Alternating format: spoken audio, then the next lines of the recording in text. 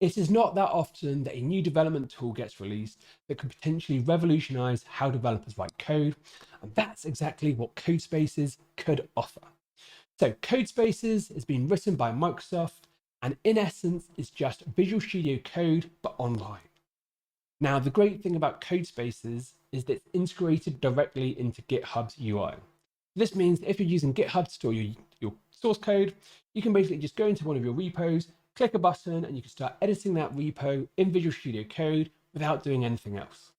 Now, for each one of your code spaces, you're going to get a terminal, so you can do all your Git niceness on the command line. You're also going to be able to install any of the third-party themes and extensions, so you can customize your Visual Studio however you want to. Now, great thing about CodeSpaces is it now means that you can do development on something like a Chromebook or even an iPad. So if you've got an old crummy PC sat around, instead of having to buy a new laptop, you could just use CodeSpaces instead and get away with using that old piece of junk. So what I'm going to do in this video is review. Is CodeSpaces actually any good, or is it all just hype? I'm going to show you how you can set up an account, how you can get going with it, and I'm going to go over some of the comparisons between CodeSpaces online and my local Visual Studio Code to see where the trade-offs are, if any. And spoiler alert, pretty much CodeSpaces is pretty good. This is going to be a positive review. However, stay around to the end just so you can see why. You may be wondering, hey, what the heck is a Codespace? So Codespace, according to all the jargon, blazing fast cloud developer environment. Basically, this is Visual Studio Code online backed by a VM. Now, the nice thing about VM is that you can define how beefy you want to make your VM. So you can define, all your cores and all your rounds. But as you'd expect, the beefier that make your Visual Studio Code instance, the more moolah it's going to cost you. So for the personal beta account, it is free, so no charge. So there's nothing which is going to cost you for signing up. However, if you start wanting to use it for enterprise, you can see that it starts from 18 cents an hour, goes all the way up to $2.88. Now, I do a lot of development, and I say $2.88 would definitely be a deal breaker for me. Don't want to spend a couple £100 per month looking after Visual Studio when I can use it locally. Now, if you do look at the frequently asked questions, you can see that if you're using on personal repos, which are public, then if you're using the existing beta, you'll have access and will not be charged. So that's why I recommend you set up a beta account now. Another thing that you can do, which will completely game change your development workflow, is smashing on the subscribe button and clicking on that like. If you haven't come across me before, my name is John, and this channel is all about doing videos to help you become the best developer you can be. So I do videos on topics such as coding tips, tooling, and CMS. So if that kind of stuff floats your boat, you know what to do. And as I know you've done it, as a reward, I'm going to show you a picture of a very excitable dog. So enough of this nonsense. Let's have a look at CodeSpaces in action. As you can see, I'm in my GitHub and I'm logged in. So if I go to my repositories, let's just find a JavaScript based one. So I've got that contentful to spec. So where we normally have the option just to clone our code, clicking on this button now, you can see that I've got this local where I can clone it, or I've also got CodeSpace. So as you can see here, I've got a CodeSpace created. All I need to do is click on it. Now what will happen is within about 5 to 10 seconds, we will get a Visual Studio Code online editor pop up.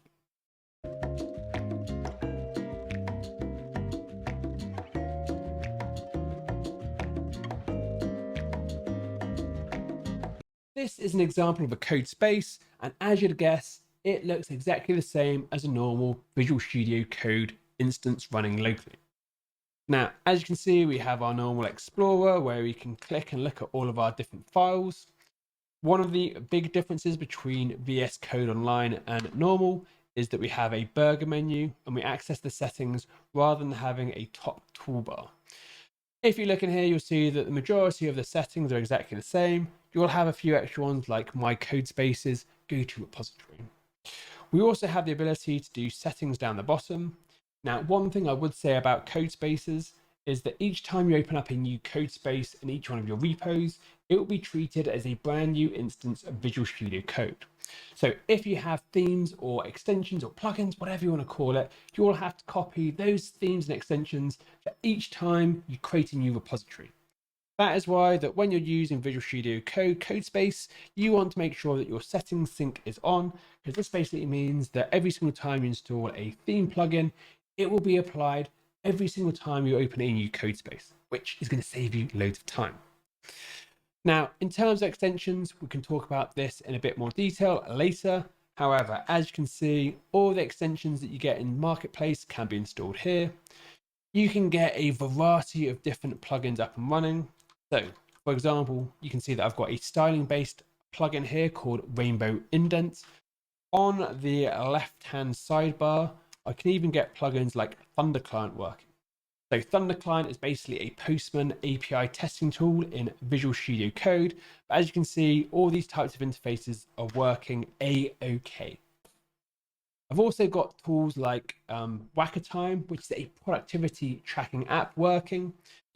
Now, another nice thing about my Codespace is that I also get access to my terminal. And as you can see, I can open a bash terminal. I've got access to Zhush, Fish, all sorts of goodness. Now, if I just do an npm run dev, what will happen is my development environment will fire up. As you can see here, it's saying localhost 40439. However, if I click on my app, you'll see that I'm going to get this port forwarding. And what will happen is I'll actually get a GitHub preview.dev domain. So instead of working on localhost, I've got this beautiful site that can be accessed using a URL from any browser. You've had a quick tour of a Codespace. I thought it'd be interesting if we compared my local VS Code to my Codespace to see if there's any differences. Now, I've installed exactly the same theme and the majority of the same plugins between the two. And out the back, I think it's fair to say that CodeSpaces does a pretty good job of applying the theme. Now, there are a few little differences, and I'll point them out quickly. I'm using a theme which is called Synthwave 84. And Synthwave 84 has a few nice effects, which is kind of the reason why I picked it for this test. Now, as we can see, Synthwave comes with this nice gradient effect on a notification, and this is not supported within our Codespace yet. The other nice effect that Synthwave has is this glow effect. So as you can see on the text here, it kind of looks like it's neon. And if we look within our Codespace, even though that mode is enabled, we just don't get that level of customization. Now, the other UI styling thing that I noticed which was different was this plugin. Now, if you can see when I'm typing, I get flames. I like rock and roll. When I code, I need to see flames. And power mode does not work no matter what I do on my new VS Code Online. Let's be honest, this isn't going to be a deal breaker, but it is worth pointing out that you will find some differences. One of the other differences I have noticed is that if I try to have a look at my terminal, you can see that all of my options here are Linux based because it's running in a container. So we've got bash, we've got fish, we've got dash. I have no idea what that is. Because I'm running Visual Studio in my Windows box, as we can see here, I have got all the options of PowerShell. I can use Git, I can use DOS, I can use Ubuntu, I can do whatever.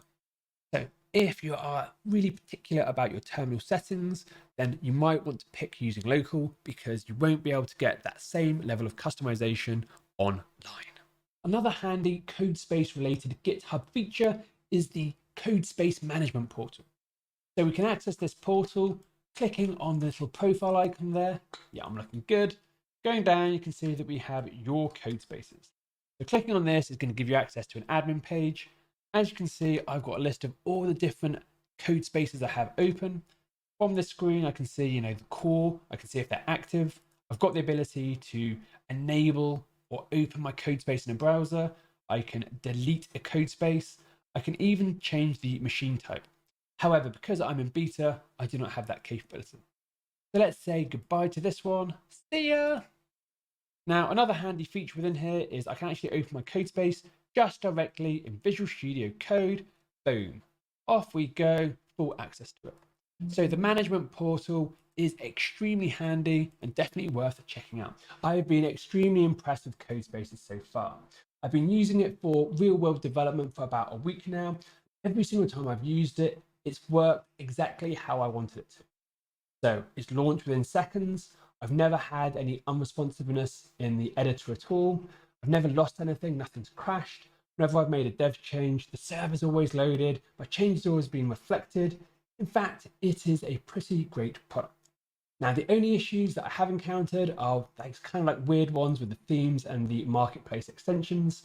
And the things that didn't work weren't really the classic ones. They're more like weird UI things, which didn't really stop me doing any development at all.